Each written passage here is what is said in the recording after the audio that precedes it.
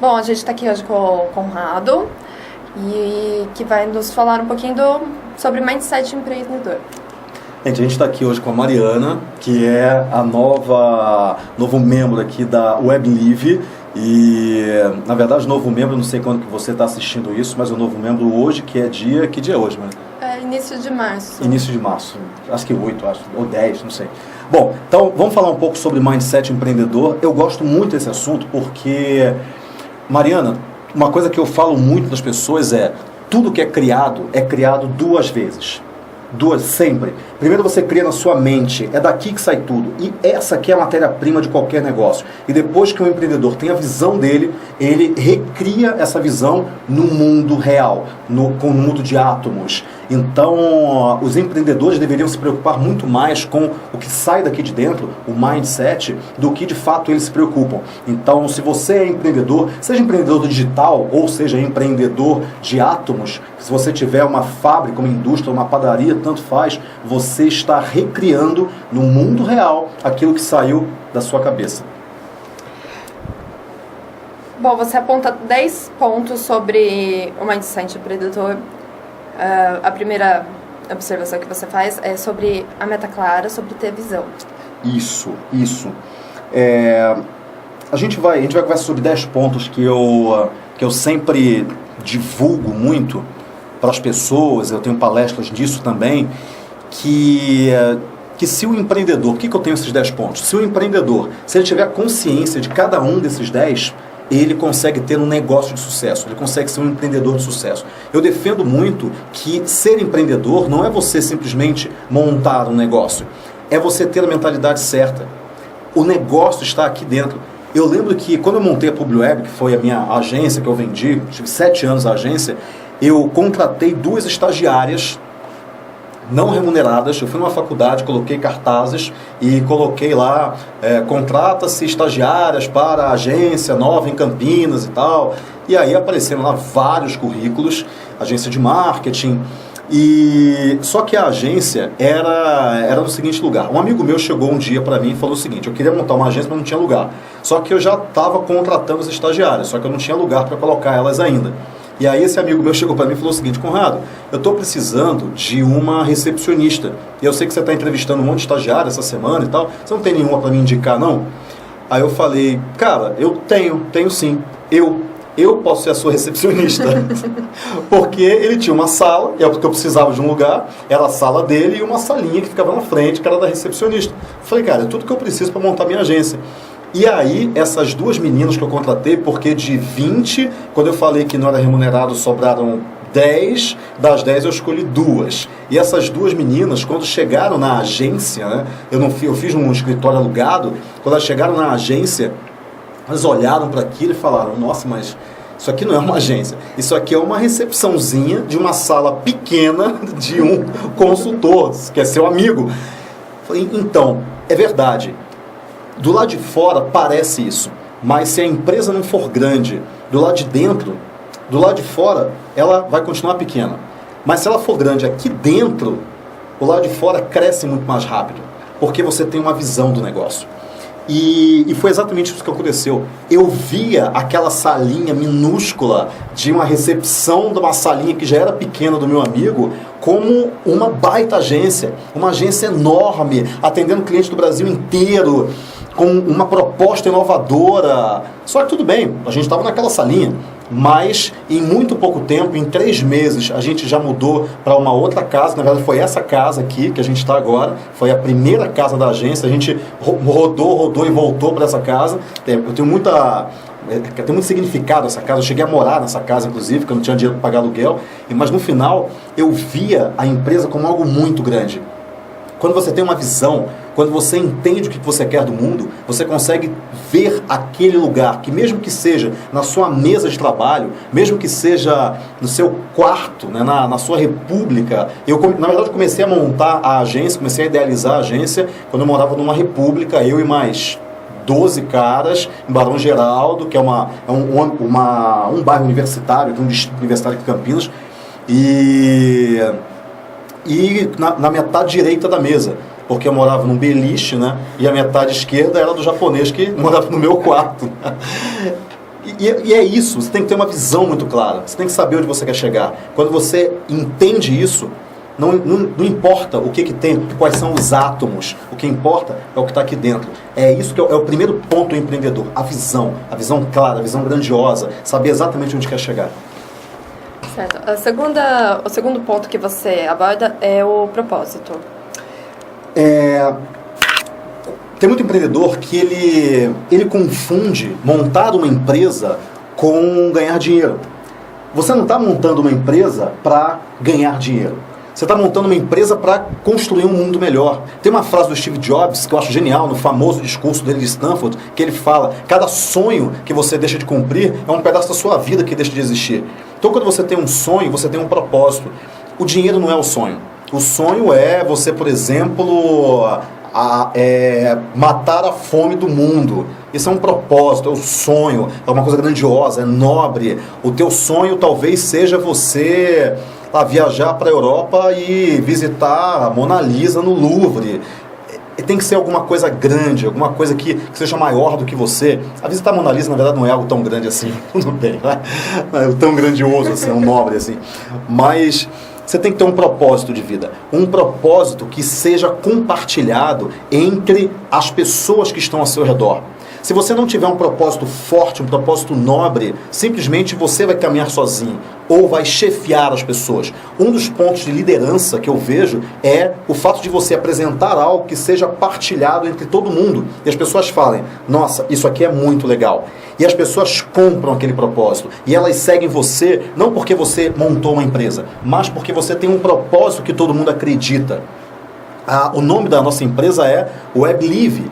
E o WebLive, W-E-B-L-I-V, pode ser lido como We Believe, né? We Believe. Nossas crenças é que definem quem nós somos. Se você quer mudar um homem, mude as crenças dele. Se você quer mudar como ele age, o que ele fala, o que ele faz, como ele faz, o quanto ele faz, mude a crença dele. Quando você passa a acreditar em alguma coisa, você age em prol da sua crença. E o We Believe ou Web Believe tem tudo a ver com isso, e propósito tem tudo a ver com isso também. O que você acredita? É legal você se perguntar: no que você acredita de fato? No que você, o que faz você acordar cedo e dormir tarde? Ou o que faria você acordar cedo e dormir tarde? O que faria você não almoçar, não jantar e virar uma noite fazendo alguma coisa? O que? É uma causa social? É andar de bicicleta? É o que?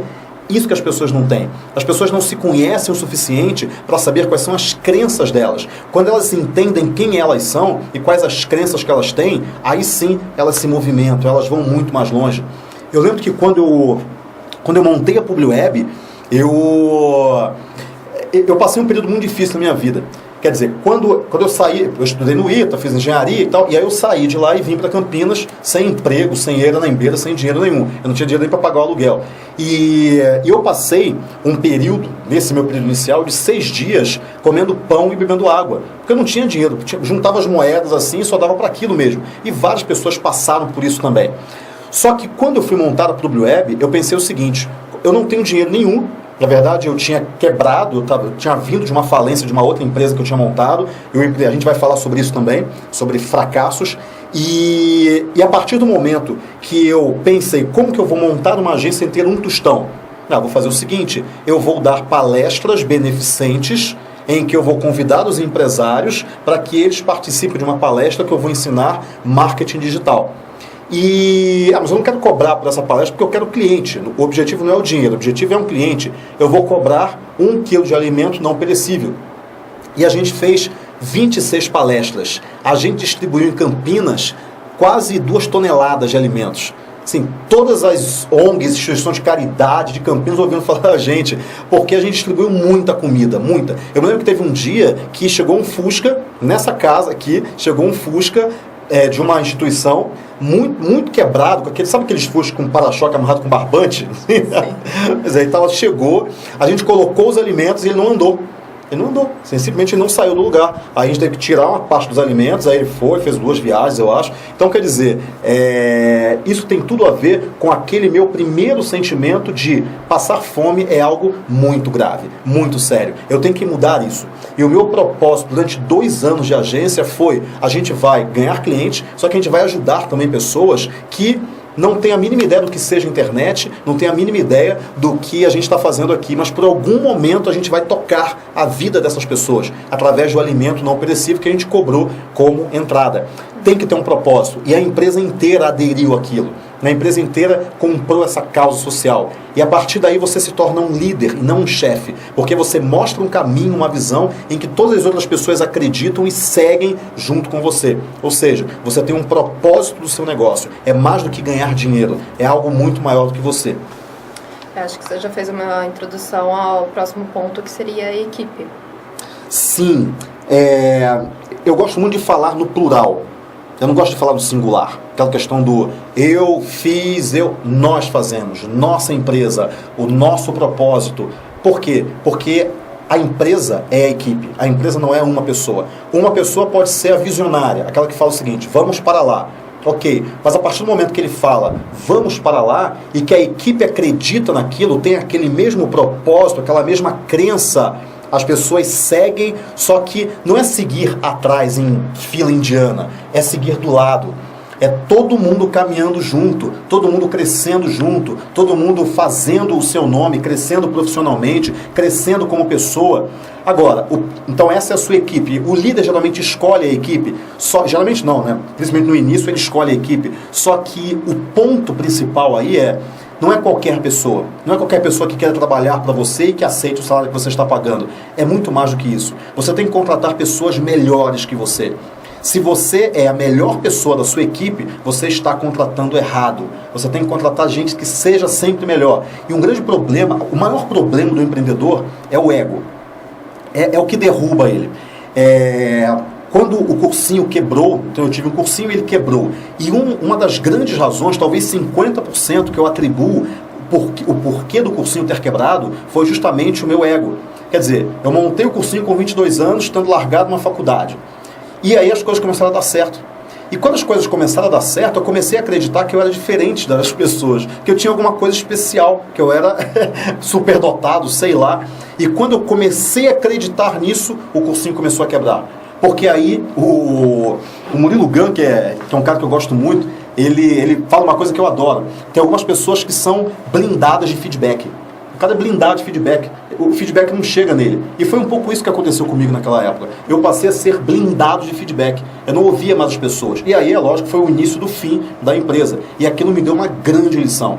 Você tem que ter uma equipe que seja melhor do que você e você não pode ter o ego grande o suficiente para contratar pessoas que sejam só menos competentes que você para você ser o todo-poderoso. Você tem que contratar gente melhor. Você tem que fazer com que aquelas pessoas melhorem ainda mais, porque são elas que vão ajudar você, não o contrário. Talvez no início você ajude elas, você seja o líder servidor, né? Você suporte a sua equipe e faça com que eles cresçam. Mas no segundo momento, são eles que vão te ensinar, são eles que vão fazer com que o negócio ande. Porque senão o negócio se limita àquilo que você é. E você é só você só tem 24 horas por dia, você é frágil, você fica doente. A equipe não. A equipe é forte. Você é fraco, você não é importante, você é só um ser humano. E uma frase que eu gosto muito, sozinho nós somos vulneráveis, juntos nós somos invencíveis. E é sempre essa questão da equipe que eu prezo muito nesse mindset empreendedor. Uhum. E em relação à comunicação? A questão de... Para você mostrar o propósito, para você mostrar a visão, para você entender quem é a pessoa que você está contratando, você tem que ser um bom comunicador e tem que aprender a ouvir. A comunicação não é só falar, a comunicação é falar e ouvir. A comunicação é algo que se retroalimenta, é algo que se desenvolve na audição e na fala. Tudo isso é comunicação. E na visão, quando você lê pessoas, quando você consegue ler alguém, então quando você contrata alguém, você tem que mostrar para ela claramente qual é a sua visão de mundo, o que você está enxergando do mundo, o que você de fato está querendo transmitir, qual é o propósito, como que você escuta a pessoa, como é que você lê a pessoa, tudo isso é comunicação. Então, uma das principais características de um comunicador, de um empreendedor de sucesso, é uma comunicação assertiva, uma comunicação que de fato atinge o alvo, seja eficiente. Você empreendedor, um conselho que eu te dou, desenvolva sua comunicação. Notícia boa e notícia ruim. Notícia boa, você pode falar, Conrado, mas eu sou muito tímido, mas eu não consigo me comunicar direito. Primeiro, se você é tímido, talvez você tenha uma excelente característica que pouca gente tem. Você sabe escutar, porque você escuta mais, você presta mais atenção no mundo. Se fortaleça nisso, mas treine a questão da comunicação, da oralidade. As pessoas falam hoje, nossa, Conrado, você é um bom comunicador. Mas eu não nasci um comunicador. Eu nasci chorando, careca, banguela, né? E eu fui me desenvolvendo. Uma dada época da minha vida, eu me lembro que eu estava na 5ª série e eu era uma ameba. Eu era uma coisa jogada numa cadeira, estudando, fazendo prova. Cara, eu não falava. Em algum momento, eu tinha 12 anos, minha 5ª série, foi em 84 isso, nossa. Você já era nascido em 84 já? Ainda não. Ainda não, meu Deus do céu. 84, de repente me deu um estalo de eu falar o seguinte, cara, eu tenho que mudar. Não posso continuar assim, não dá, não casa com aquilo que eu quero. E aí eu comecei um trabalho interno de mudança. Mas não foi assim, na 5ª série, eu era tímido, na 6ª série eu era um cara extrovertido. Não. Eu tinha 12 anos, talvez com 22 anos eu tivesse um pouco mais extrovertido. E é lógico, agora eu estou com 40, quer dizer, eu estou muito mais extrovertido, mas é um trabalho que você realiza todo santo dia. Você quer ser um empreendedor, desenvolva a sua capacidade de se comunicar, de transmitir de maneira clara, assertiva, precisa, eficiente, com uma comunicação de resultados, porque isso vai te ajudar muito na tua caminhada empreendedora. É um aprendizado e você tem que ouvir e falar. E é um treino. A boa notícia é, treina. Todo santo dia você treina. Eu lembro que nessa época, qualquer coisa que falavam, a gente precisa de um orador para classe. Eu levantava o braço, sem pensar. Não pensa, relevanta o braço e se candidata. E depois você vai ter que dar um jeito. E era isso que eu fazia. Eu me colocava em situações fora da minha zona de conforto. Isso com 12, 13, 14, 15 anos, até hoje. Você já contou a história da recepção da PubliWeb? De como ela começou, e eu acho que ela encaixa aqui no Quinto Inter também, que começa com o que tem. Começa com o que tem. Muita gente, o empreendedor, ele costuma dar desculpas. Se você quer montar um negócio, talvez você esteja pensando o seguinte, mas por que você não começou ainda? Você pode falar, não comecei porque eu estou no emprego, e eu tenho que primeiro pegar o fundo de garantia, depois eu tenho que ver a casa que eu vou alugar, e depois eu tenho que ver onde que é o fornecedor do pão. E, cara, começa com o que você tem hoje. E quando eu estudo a história dos empreendedores, as histórias são sempre de vai lá e faz. Vai lá e faz, não interessa. Você tem que planejar, óbvio, você tem que se planejar, mas você tem que se planejar para começar com aquilo que você tem, não aquilo que um dia você pode vir a ter. Muitas pessoas pensam o seguinte, quando eu tiver dinheiro... Meu amigo, você não tem o dinheiro. Se você não tem o dinheiro, começa sem o dinheiro. Quando eu for um cara mais forte... Cara, você não é forte, então começa sem ser forte. Dá um jeito. E...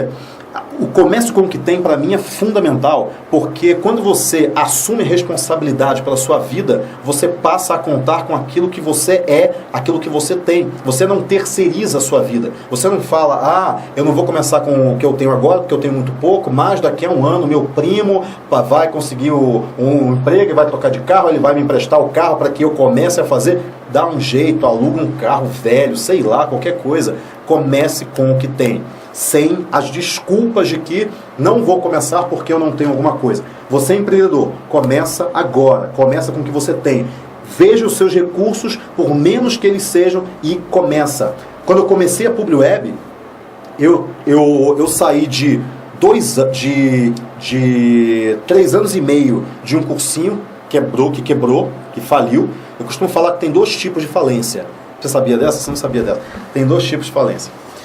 Tem a falência espetacular, e tem a falência apoteótica. Okay? São dois tipos. Carol, são dois tipos de falência, Carol. Okay? A espetacular e a apoteótica. A espetacular é quando a sua empresa quebra e não sobra nada da empresa. Vira pó, é tudo pó. Agora, a apoteótica é muito mais legal. É quando você quebra junto com a empresa. Quer dizer, a empresa vira pó e você vira pó junto. E é exatamente isso. O que aconteceu comigo foi a falência apoteótica. Eu quebrei junto com o negócio. Então, olha só que incrível, né? Eu tinha quebrado junto com o negócio. Eu tinha dias que eu tinha que escolher se eu pegava ônibus ou almoçava. Não tinha dinheiro para as duas coisas. Eu tinha que, todo dia era uma escolha. E mesmo assim, eu fui lá pagando a dívida, na aula particular e tal, e montei uma agência. Eu estava com 200 mil em dívida nas costas quando o cursinho quebrou. Aí eu montei a agência. E uma dada hora da agência, por causa da crise também, a gente perdeu alguns clientes grandes e tal, um pouco de incompetência de gerenciar algumas coisas também, alguns problemas. A gente, uma dada hora, a gente estava com 500 mil em dívida. 500 mil, gente, era R$500 mil em problemas, em dívida que a gente tinha que pagar. E a partir daí eu montei um outro negócio.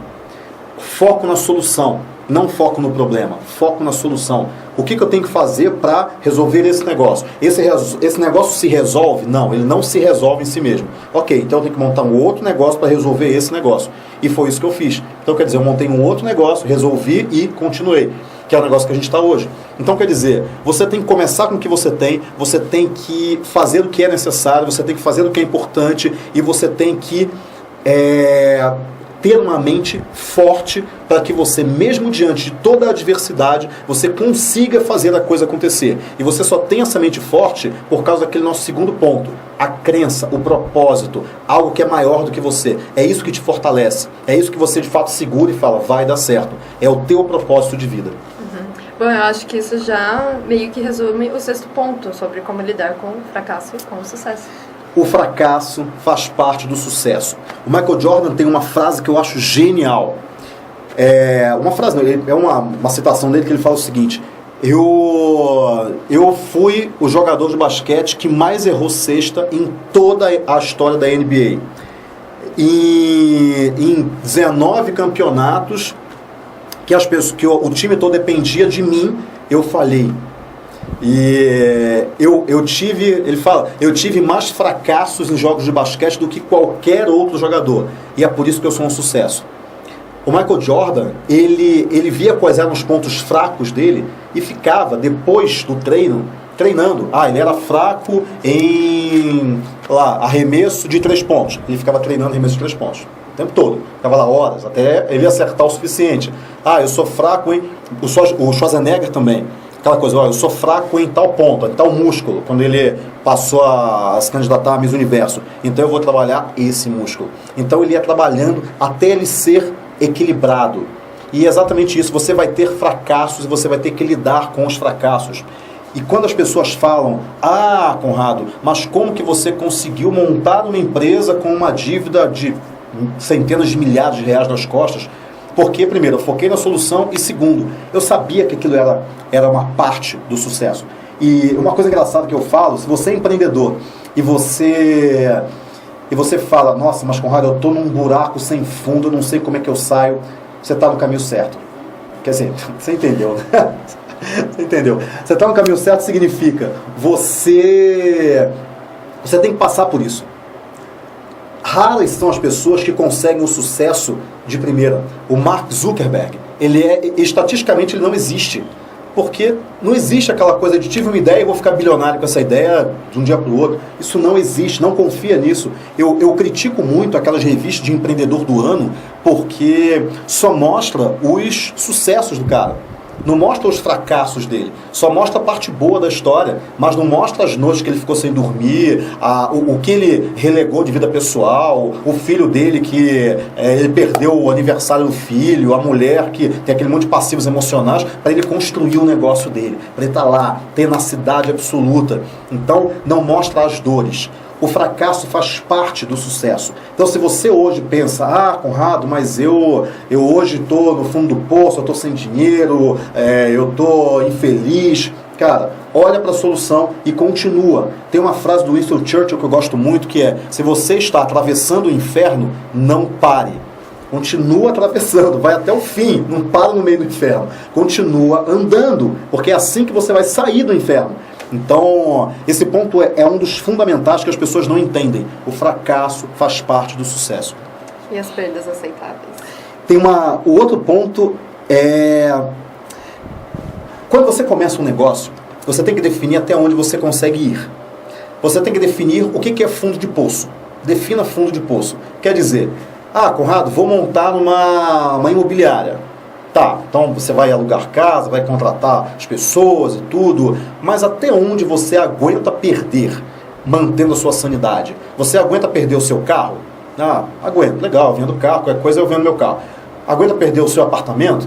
Nossa, aí já é mais difícil, não sei, mas tá, tudo bem, aguento perder meu apartamento. Você aguenta ficar devendo para meio mundo, as pessoas ligando para você? O empreendedor, e algumas pessoas que estão assistindo a gente vão entender isso que eu vou falar, só tem uma história pregressa nisso. Um dia, eu estava numa loja de surf, não que eu surfe, tá? Assim, eu desejo, eu tô procurando esse caminho, mas eu estava numa loja de surf e eu queria comprar um DVD de surf. Então, um DVD com onda, para filmando o pessoal e tal. E eu gosto muito, né? Eu gosto muito de praia, gosto muito de surf, apesar de não surfar. E aí o vendedor chegou para mim e falou o seguinte: não, cara, porque esse DVD e tal é sensacional, porque tem a onda, tem isso, tem aquilo e tal. Quando você olha para a TV, você quase que sente aquela espuminha nas costas. Cara, eu achei genial aquilo. O cara que não é surfista, ele nunca vai ter a sensação da espuminha das costas, da onda quebrando nas costas dele. Quando ele falou isso, eu falei, cara, é isso, né? Você tem que ter sido para pensar nisso. E eu lembro que quando eu era empreendedor, eu vivia em sobressaltos quando o telefone tocava, quando eu estava no meio do problema. Porque quando o telefone tocava, muito provavelmente não era uma boa notícia, era uma má notícia. Era alguém ligando para mim me cobrando. E aquilo me fazia ter um sobressalto. E eu aceitei aquilo como uma perda aceitável. Então, o que você, empreendedor, ou candidato a empreendedor, tem que pensar é, até onde eu consigo ir? Será que eu consigo ficar em sobressaltos quando o telefone toca? Será que eu aceito perder o meu carro, perder o meu apartamento? Será que eu aceito ter 200 mil, 500 mil em dívida e ainda assim continuar olhando para frente e ainda assim continuar caminhando? Eu aceito passar 20 anos trabalhando muito mais do que os meus amigos e algumas vezes até ganhando menos do que eles? Eu aceito viver no risco? É isso que você tem que pensar. As perdas aceitáveis. Se você não define o que é fundo de poço, se você não define o que é uma perda aceitável, talvez você se frustre muito rápido. Mas quando você descobre tudo aquilo que você consegue aceitar, quando você descobre até onde você consegue ir no fundo do poço, os problemas que acontecem no dia a dia ficam menores. Porque ele não é mais um problemão, ele é apenas uma pedrinha ou 1 metro abaixo num poço que tem 200 metros de profundidade. Você olha e fala, ok, isso é um problema, tudo bem, vamos administrar esse problema porque eu estou muito longe do meu fundo de poço ainda. As perdas se tornam mais aceitáveis. Então, defina fundo de poço, até onde você consegue ir, mantendo a sanidade, e a partir daí administre melhor os problemas. E você vai perceber uma coisa, quando você definir o fundo de poço e chegar lá, se você chegar lá, você vai descobrir que você ainda tem uns 10 metros para baixo. Você consegue lidar muito mais com problemas, você é muito mais forte do que você acha que é. O Johnny Depp tem uma frase que eu acho genial, que é: você não sabe o quão forte você é até que você precise sê-lo. Quer dizer, você não sabe o quão forte você é até que você precise ser forte o suficiente. Bom, você estava falando de foco, esse é o nosso 8º ponto. Tem 2 tipos de foco, Mariana, 2. O foco difuso e o foco estreito. Isso é uma teoria minha, tá? Não é uma teoria, você não vai ler isso em livro, né? Mas é o que eu percebi ao longo desses meus 20 anos como empreendedor, né? A gente faz 20 anos que eu sou empreendedor. 20 anos, cara. 20 anos. E o foco estreito é o que geralmente a literatura fala, que é aquela questão de eu só vendo acessórios de moda vermelho. Então só vende cinto vermelho, tênis vermelho, roupa vermelha, só vende coisas vermelhas. Ok, e tem lojas que fazem isso, que só vendem acessórios de moda vermelhos. Isso é um foco bem estreito, eu só vendo isso e só vermelho. Agora, Existe um outro tipo de foco que eu gosto muito dele, principalmente quando você está no início do negócio, que é o seguinte: você quer montar alguma coisa ligada à roupa. Você acha que é confecção, e aí você vai montar uma confecção. Só que aí você descobre os problemas que a confecção tem. Você descobre que a concorrência chinesa é desleal. Você descobre que as pessoas não estão comprando mais roupas com o preço que elas compravam antes. Você imaginava margem de lucro, mas você descobriu que é um pouco menor. Você vai descobrir esses problemas.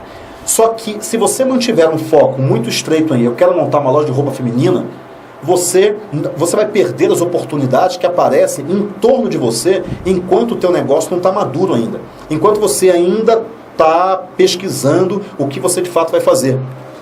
Quando você mantém um foco difuso, quer dizer, você olha em volta, não só aquele foco estreito no início do negócio, mas você olha em volta, você consegue olhar o seguinte: nossa, mas espera aí, eu queria montar uma loja de roupa feminina, mas eu descobri que loja de roupa evangélica é uma baita oportunidade de negócio, porque não tem. Ou então eu descobri que loja de roupa para mulheres muito altas também é uma baita oportunidade. As mulheres estão crescendo cada vez mais, a população está crescendo cada vez mais, ficando cada vez mais alta, e não existe tantas roupas ideais para mulheres muito altas, que caiam bem nelas. Pô, interessante. Então, quer dizer, você começa a descobrir onde estão as oportunidades dentro da tua área.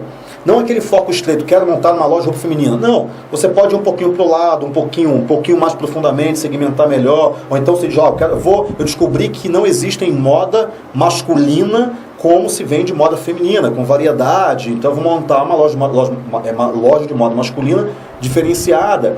Você tem que ter um foco difuso, porque você não se atracou com o problema ainda. Quando você se atraca com o problema e você descobre onde estão as oportunidades, aí sim você descobre para onde você vai, estreita o teu foco ali, e aí sim, na segunda fase do negócio, que é a fase de agora eu sei o que eu quero, você usa o foco estreito. Aí sim, foco, foco, foco. Foco não é o que você escolhe, foco é o que você desescolhe. Foco é tudo aquilo que você fala não para escolher alguma coisa. Então, muita gente fala que foco é, você tem que mirar em uma coisa só. Não, você tem que desescolher o resto. Isso é foco. Porque falar não é muito mais difícil do que falar sim para uma coisa. Você é sempre tentado. E quando você está no negócio, o negócio começa a crescer, vai acontecer isso com você. Quando o teu negócio começar a crescer, ou talvez ele já esteja maduro, você vai ter diversas oportunidades novas de negócio. E aí o que vai acontecer? Você vai tender a seguir outras oportunidades de negócio e perder o foco do seu negócio. Você não vai saber falar não para essas oportunidades. Saber falar não é fundamental em qualquer área da sua vida, principalmente no empreendedorismo. Ou seja, você também precisa de equilíbrio. Você precisa de equilíbrio. Isso, e o que você tem para nos falar sobre equilíbrio? Esse é um outro ponto que eu considero fundamental. Eu até falei isso numa entrevista. Quando eu tinha dos meus 20 aos meus 30 anos, sucesso para mim era dinheiro. Cara, trabalhava, virava à noite, fim de semana, carnaval, ano novo. Não tinha dia ruim. Eu trabalhava todo santo dia. E pasmem, eu não consegui dinheiro. Porque eu estava com foco no lugar errado. Dos 30 aos 40, eu descobri, ou perto dos 40, eu descobri que não era o dinheiro, era o reconhecimento. E reconhecimento traria o dinheiro. E ok, e aí eu comecei a ganhar mais dinheiro sim, através do reconhecimento, através de um bom trabalho. Só que de alguns anos para cá, eu descobri que sim, é o reconhecimento, sim, é também o dinheiro, mas é principalmente o equilíbrio. Uma empresa é um organismo. Você tem que cuidar de todas as áreas bacanas, prazerosas. Gravar uma entrevista é muito legal, conversar, passar isso para as pessoas é muito legal, ensinar isso é muito bacana. Só que eu tenho que cuidar das contas da empresa também. Só que eu tenho que cuidar das compras da empresa. Quer dizer, tem as partes chatas, enfadonhas, e tem as partes extremamente prazerosas. Você tem que cuidar de tudo isso, seja departamento financeiro, seja vendas, seja marketing, seja produção, seja contratação, RH. Isso é o equilíbrio. Então, o sucesso do teu negócio, assim como o teu sucesso como pessoa, como empreendedor, é você ser uma pessoa equilibrada e uma empresa equilibrada. Quando você está equilibrado, a sua empresa também está equilibrada. Então, isso aí é uma lei natural. Se a sua mente estiver em caos, a sua empresa também vai estar. Porque muitas vezes a empresa é um reflexo claro do que é um empreendedor. Esteja bem com você mesmo e a sua empresa estará bem também. Então, para finalizar, nosso 10º ponto é sobre processos. Processos. Tem uma frase que eu adoro, que eu repito para mim mesmo o tempo todo, que é uma frase de Schopenhauer, que ele fala o seguinte: o homem toma como os limites do mundo o seu próprio campo de visão. Quer dizer, eu olho para isso aqui e falo o seguinte: legal, esse é meu campo de visão, então isso é o mundo. Acabou, esse é o meu mundo. Eu fico míope. E aí eu começo a me considerar muito grande dentro daquele mundo, porque dentro do meu campo de visão, eu sou o mais importante, eu sou a figura central, sou eu que estou vendo, inclusive. É um grande erro. Quando o ego do empreendedor começa a crescer demais, que ele tem que colocar ele numa cadeira e o ego dele na outra cadeira, é o início do fim, como eu já falei. Você não é importante. Eu adoro essa frase. Repita, você não é importante. Todos os dias você tem que repetir para você: você não é importante. Você é uma figura, sim, importante para a sua empresa, você é importante para a sua família, você é importante para você mesmo, mas você não é importante, ponto. Você não é o mais importante. Você não é a pessoa que é a mais importante do mundo. Você não conhece tudo. Existem coisas que a gente não tem a mínima noção. Por isso que eu adoro viajar. Quando você viaja, você descobre um novo mundo, você descobre pessoas novas, você descobre idiomas que você nunca ouviu falar, você descobre culturas que você nunca viu. E você não sabe nada, você tem que aprender, você tem que manter uma postura humilde para aprender sobre aquela região, sobre aquele idioma, sobre aquele local, aquela cultura, aquele povo. Você não é importante. Então, quando você descobre que você não é importante, você passa a ter uma atitude mais humilde perante a sua empresa e você quer que as pessoas que estão na sua empresa e que a própria empresa cresça mais do que você. Você não pode ser um limite para o seu negócio. O ser humano, ele é um só, qualquer pessoa tem 24 horas, aquilo que eu falei no início, eu sou só um. A equipe é que faz com que o negócio inteiro ande. A marca faz com que a empresa tenha respeito no mercado. Então, com isso, você assumindo uma atitude humilde frente ao seu negócio, você passa a entender o seguinte: peraí, o meu negócio não pode depender de mim. Eu não posso ser o limite do meu negócio. Ele tem que ser maior do que eu. E como que eu faço o meu negócio ser maior do que eu? Através de processos. Tem muito empreendedor que monta um negócio para que o negócio gire em torno dele. Aliás, tem uma música do Edu Lobo que fala sobre todas as coisas. E aí ele fala, eu não lembro as palavras exatas, mas ele questiona: mas será que Deus criou o universo, as estrelas, tudo, para girar em torno dele mesmo? Não, ele criou isso para ser uma coisa muito maior. A gente cria uma empresa para ser algo muito maior do que nós mesmos. Não caia, você empreendedor, no erro de criar um negócio para girar em torno de você mesmo. O negócio tem que ser maior. Você pode ser o início do negócio. Quer dizer, é aquele foguete que leva, aquele motor propulsor que leva o foguete até passar da atmosfera. Só que depois dali, o foguete consegue ir sozinho. E aí o negócio anda sozinho. E você pode tirar um pouco o pé do acelerador e o negócio não ser você. O negócio tem que começar com você, mas não ser você o tempo todo. Então, com isso, como é que você não limita o negócio a você? Você não limita o negócio a você quando você cria processos. Criar processo é fundamental. Posicionamento, promoção e processos. São 3 pilares do teu negócio. Você tem que saber promover o seu negócio, você tem que ter um posicionamento claro, ver a questão da visão, do propósito, dos valores, e você tem que ter processos. Processo significa, quando a gente recebe reclamação de um cliente, o que a gente faz? A gente tem um processo para isso. Quando a gente tem que contratar alguém, como é que a gente faz? Tem um processo para isso. E esse processo é partilhado entre todo mundo da equipe. As pessoas sabem exatamente o que fazer sem que você esteja lá mandando as pessoas fazerem.